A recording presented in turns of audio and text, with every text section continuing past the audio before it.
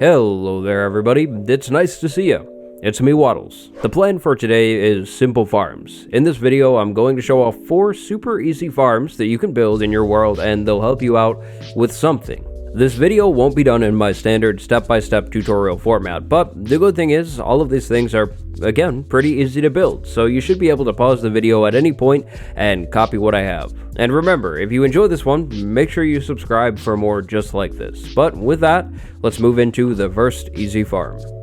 Say hello to what I'd like to call a block making machine. With this thing built in your world over time, you will collect up building blocks for free by doing literally nothing at all. Now technically, this is just a fully automatic sheep farm, but it's so easy to build and, like I said, free blocks. I mean, what's not to love about that? So what's going on here? Well, I have a sheep trapped on a single block, and then around that single block I have more grass blocks.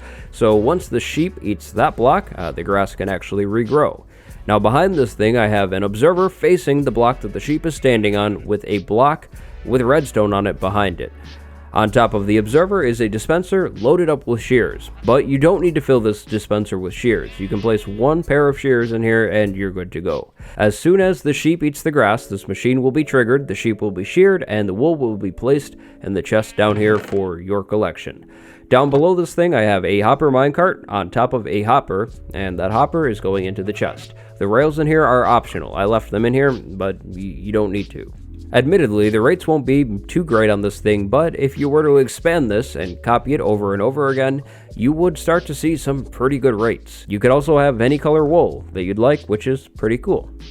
Moving on to the next farm, which is a food machine. Now, it's not the best food in the game by any means, but it certainly is food. Say hello to this fox berry farm. With a fox inside of this thing, the berry bush will be harvested on its own, and the berries from the bush will be placed into a chest for your consumption.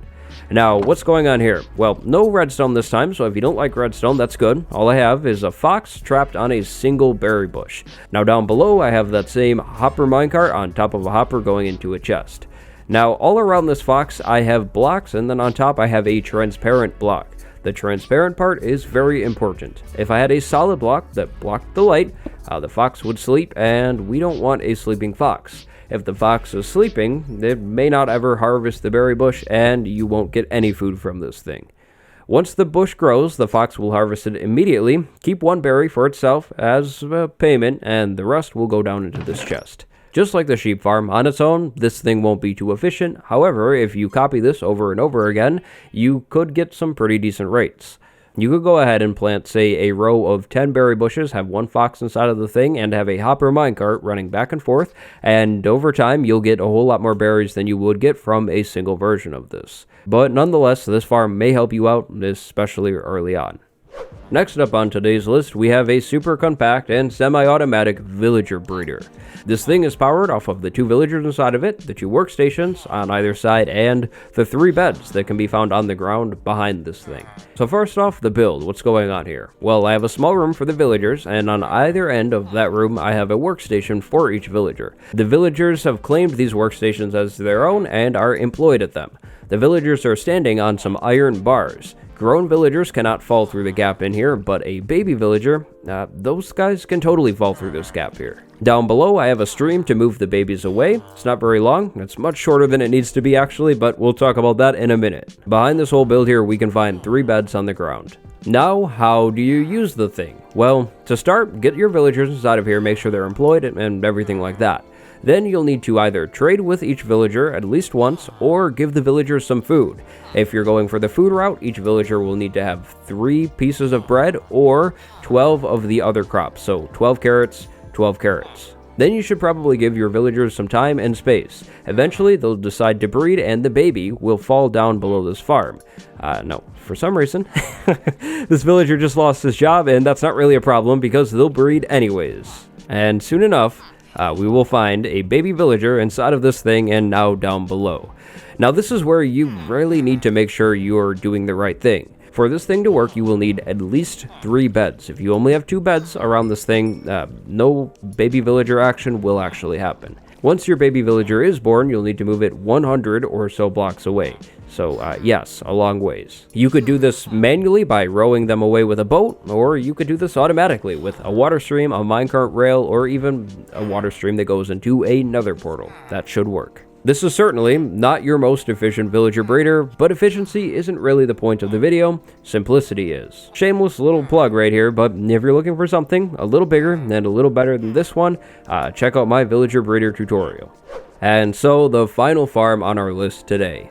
This right here is a fully automatic bamboo farm. The build is super simple. On the grass block at the bottom of this farm, I have a single bamboo plant planted. I have this thing fully encased in a solid block, so glass, and then on the back we have a small little machine. On the bottom is a solid block, then on the second block is a plain old piston, and behind that piston is a block with some redstone dust on it, and then finally on top of that piston is an observer facing out towards the bamboo plant. As soon as the bamboo plant grows in front of that observer, it will be harvested, the bamboo will fall onto the grass, and this hopper minecart contraption down here will take the bamboo and throw it into a chest for you. Make sure you fully encase this farm, because if you don't, the bamboo can get thrown around and make it out of the farm, and that's not ideal. Just like the first two farms on this list, this farm could get way more efficient if you were to copy this tile over and over and over again. And a little bonus thing, if you can recall, bamboo is actually a potential fuel source, so yes, you could hook this thing up to an auto smelter and have an automatic and technically infinite fuel source. But that just about wraps up the 4 simple farms that I have for you today.